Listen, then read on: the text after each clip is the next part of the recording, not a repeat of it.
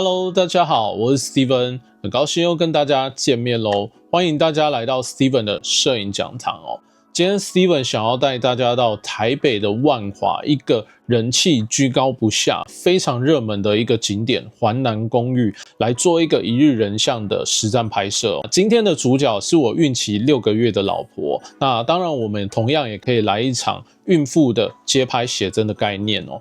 因为今天天气阴阴的因此 Steven 想要以一个青灰色调为主轴的一个拍摄风格哦，这样会比较适合今天这种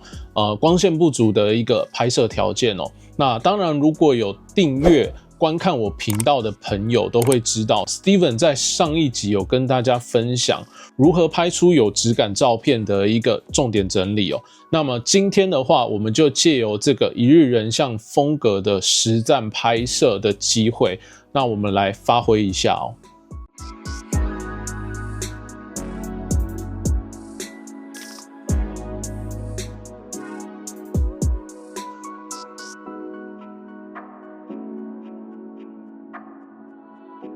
一来到环南公寓Steven 都会先稍微观察一下环境构想一下接下来拍照的一个流程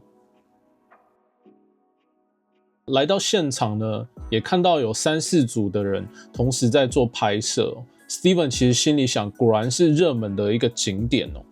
我们趁桥下没人拍的时候先从桥下这个点来做一个拍摄等上面的人拍完之后，我们再来上去拍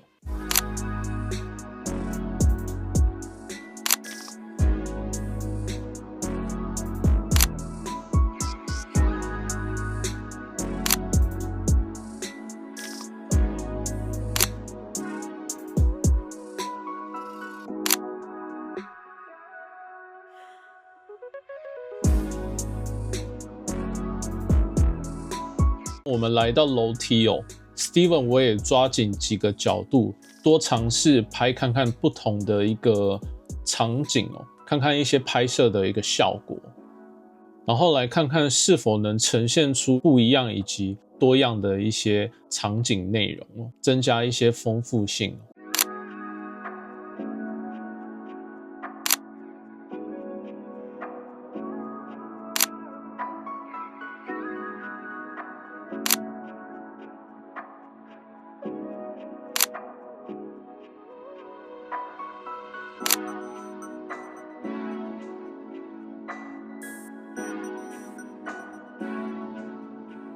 由于今天的主角是孕期6个月的孕妇因此许多动作无法像常人一样轻松自如所以我们在动作上其实也尽可能的点到为止尽量就是做到自然就 OK 我们在做一日人像拍摄的时候，一般为了加快拍摄的效率，我们大多会主动介入肢体的一个引导，来得到更好的照片内容。像 Steven 我例如就会瞧一下脸的角度眼神的一些方向，或是运用什么样的肢体呈现，或甚至一些对位的角度跟距离等等，来做一个切换，来得到更好的一个效果。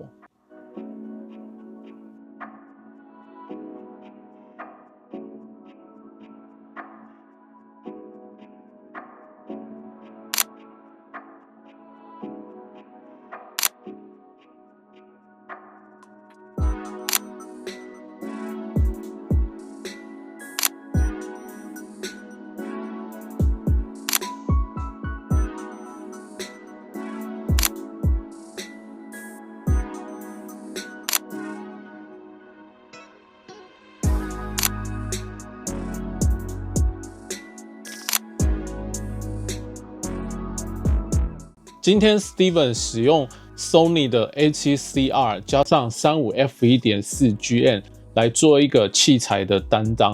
那 Steven 觉得35这个焦段比较尴尬的一点，就是在比较远的距离或是比较宽阔的景点上，会比较吃构图的一个概念因此主体以及拍摄距离的一个拿捏，相对就会比较重要再来就是如何善用大光圈、景深景浅的特性，来营造一个拍摄的一个气氛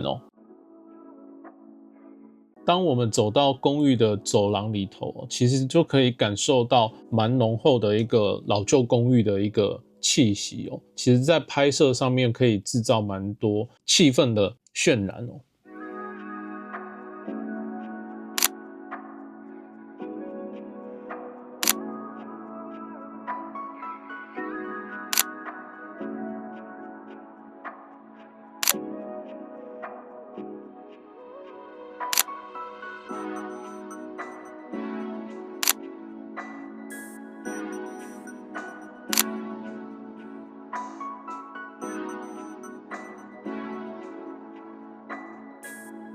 以环南公寓这个景点，就 Steven 我来说，我会觉得其实它相对是一个很热门的拍照景点，但是有时候我们会觉得它看起来很好拍，但是其实当你走上去，你要自己去挖掘你想要或是你希望的一些拍摄场景或是角度哦。因此在这边的难度其实相对我觉得也不低哦。